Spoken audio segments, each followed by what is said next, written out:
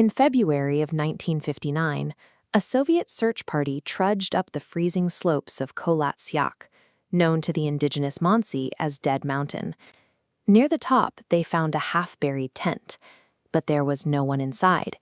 The canvas had been slashed open from the inside out, suggesting a desperate need to exit that bypassed the zippers entirely.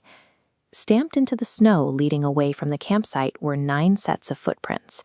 Some were made by people wearing only socks.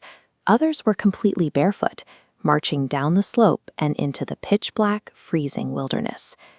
This team held certifications that labeled them among the most capable skiers in the Soviet Union. Yet something on that ridge forced them to abandon their primary survival tool and march into a 30-degree gale. The expedition began in January.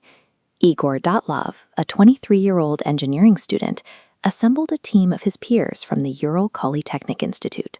They were athletic, experienced, and deeply familiar with the rigors of the Russian winter. They embarked on a multi-stage journey deep into the remote Sverdlovsk region, taking trains, buses, and eventually a horse-drawn sleigh to reach the edge of the deep Soviet taiga. Their goal was a 200-mile cross-country ski route. Completing it would earn them a Grade 3 certification, the highest mountaineering rank available in the USSR. By February 1st, they reached the exposed face of Dead Mountain. As extreme winds began to howl, they carved out a flat spot on a steep slope, pitched their tent, and settled in for the night. Every detail was meticulously planned. Their diaries recorded jokes and high spirits until the very end. But when their February 12th return deadline passed without a single telegram, a deep silence settled over the expedition. The rescue teams located the camp on February 26th. Following the footprints down to the forest's edge, they found 2 bodies lying beneath a large cedar tree. They were stripped down to their underwear, lying next to the ashes of a tiny fire. Further up the slope, rescuers found Dyatlov and 2 other hikers. They had frozen solid in crawling positions, their bodies pointed directly back toward the ruined tent. 3 more months of digging were required to find the final 4 members of the team. They were buried under 10 feet of snow at the bottom of a forest ravine. The subsequent autopsies revealed massive internal damage. Several victims had severely crushed ribs and a fractured skull. Even stranger, soft tissue was missing. 2 hikers had no eyes, and 1 was missing a tongue. Then investigators documented a final, baffling anomaly. Testing revealed significant traces of radiation on the victims' clothing. Barely 3 months into the investigation, the Soviet government abruptly closed the case. They blamed a compelling natural force and sealed the files, leaving a massive information vacuum that invited wild speculation. One theory suggests the unique topography of Kholat Syakh created a lethal weather phenomenon. Researchers investigated whether katabatic winds, dense cold air dropping rapidly down a slope, could have created an infrasound vortex capable of triggering severe panic attacks. Others pointed to the internal injuries and suspected secret weapons testing. Soviet parachute mines detonate mid-air, creating massive concussive shockwaves that cause heavy internal trauma without leaving external marks on the skin.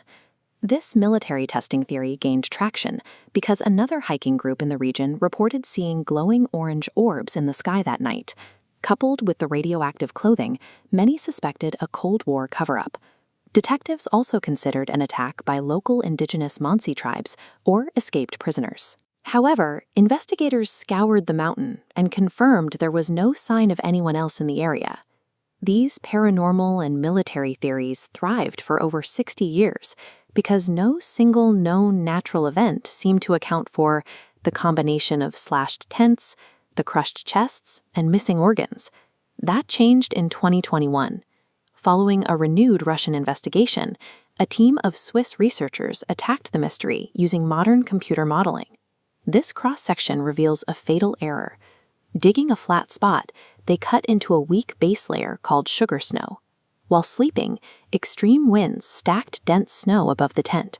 Slowly, the weak layer buckled under the immense weight. Finally, the snowpack fractured. A hyper-localized slab avalanche, a rock-hard block of dense ice the size of an SUV, slid down the slope and slammed directly into the tent. The researchers used data from actual car crash simulations to measure the impact.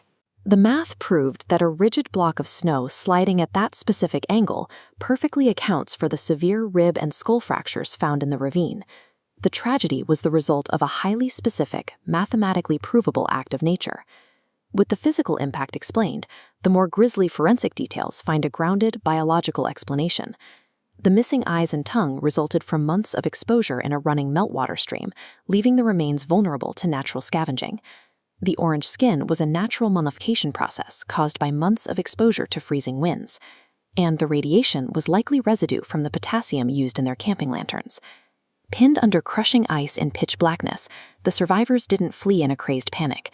They slashed their way out of the tent to avoid suffocating, then retreated down the mountain into a blinding storm. The historical record leaves us with a group of friends who survived a catastrophic impact and heroically faced the brutal extremes of